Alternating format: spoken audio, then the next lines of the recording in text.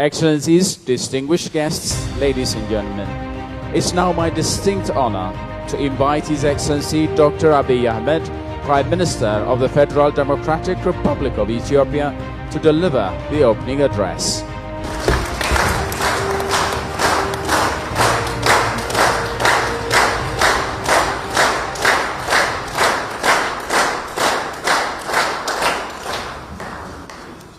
Dear friends and partners, good morning and welcome.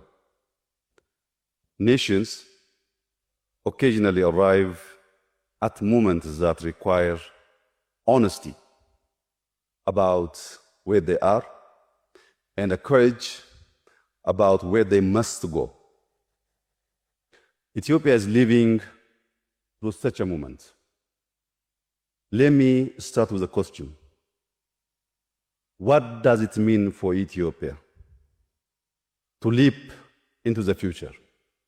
Not to catch up, not to follow, to leap. We understand moments like this. We have lived through them before. Ethiopia is home to over 130 million people. An ancient civilization that preserved its sovereignty through history.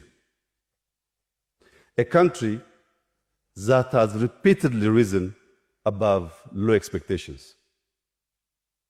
We are a country that built the grand Ethiopia Renaissance Dam through the efforts of our people.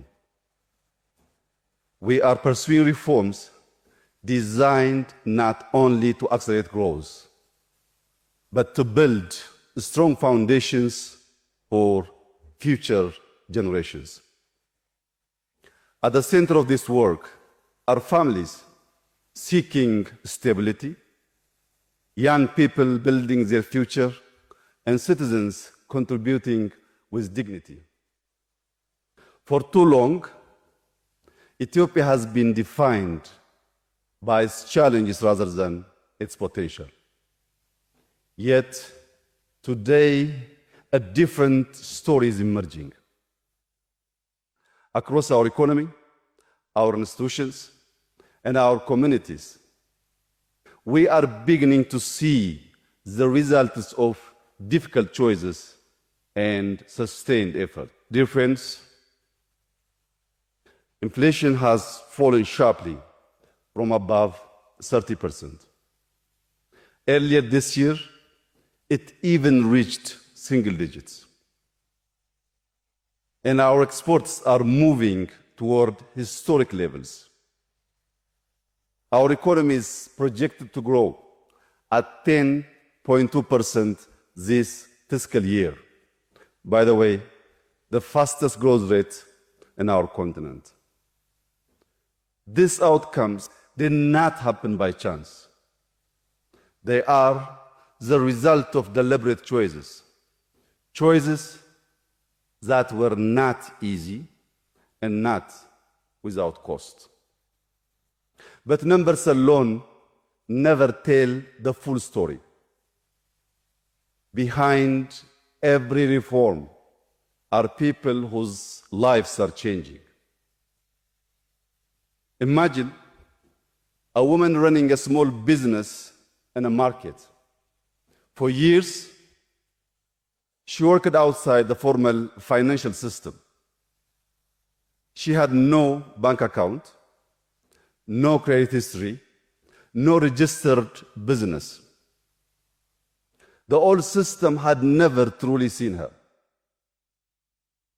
She enrolled in FIDA, our national digital ID system.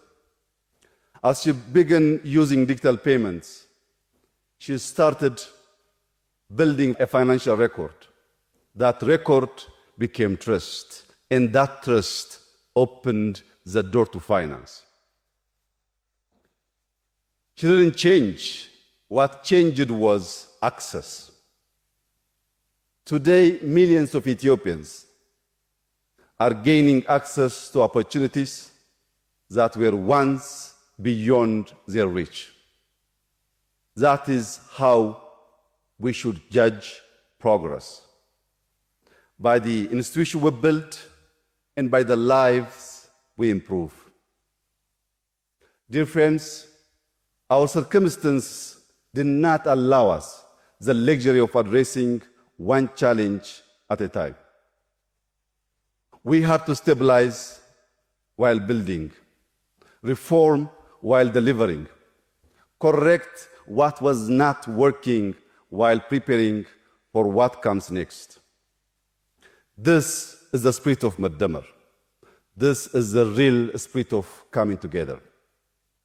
Madmer recognizes that progress is strongest when different efforts reinforce each other.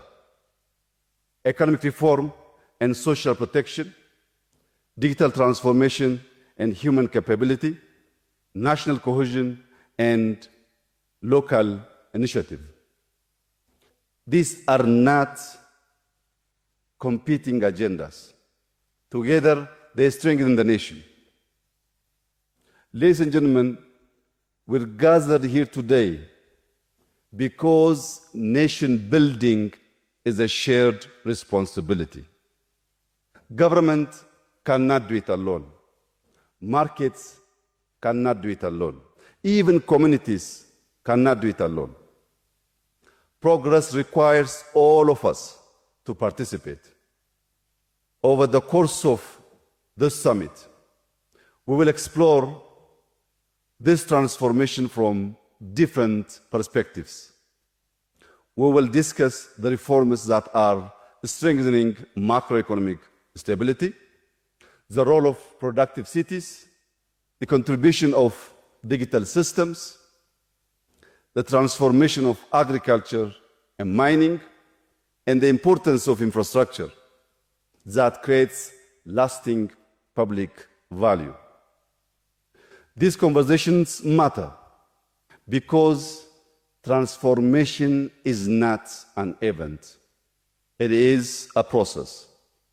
It requires honesty, persistence, and humility to learn from experience. I won't stand here and suggest that the work is complete. It is not. Years of high inflation affected household purchasing power. The benefits of reform have not yet reached every citizen in the way they should. We acknowledge these realities because nations move forward by addressing challenges honestly. One of our most important tasks is preparing the next generation of Ethiopians to thrive in a changing world. We must ensure that the quality of education, the opportunities available, and the institutions we build allow their potential to flourish. The real measure of our success will be the results of these reforms. And the questions are, can they generate firms that compete? Can they create opportunities for a growing workforce? Can they really produce a prosperity that reaches across regions, communities, and generations? The answer to these questions will show whether this transformation can last. Ethiopia comes to this conversation with confidence and openness. We seek dialogue grounded in mutual respect. Above all, we seek partnerships that allow us to move forward with greater wisdom and shared purpose. The world is watching Ethiopia's transformation, some with encouragement, of course, some with skepticism. But our duty is clear: to serve the interests and aspirations of our people, to expand opportunity more broadly than before, and to build institutions that are strong, fair, and lasting. We all know that no generation completes the work of nation building.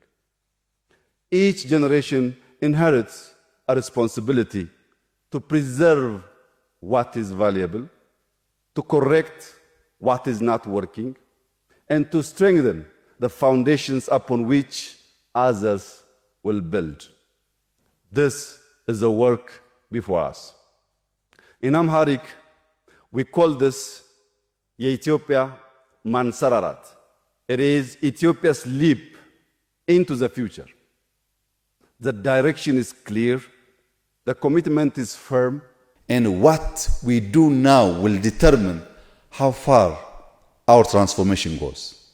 If we continue to build together with discipline, courage, and a shared sense of purpose, I can assure you that this generation will leave Ethiopia stronger than it found it. That is the responsibility we must carry forward. I wish you thoughtful discussions and a productive summit. I also invite you to plant a tree during the lunch break. Enjoy your day. I thank you.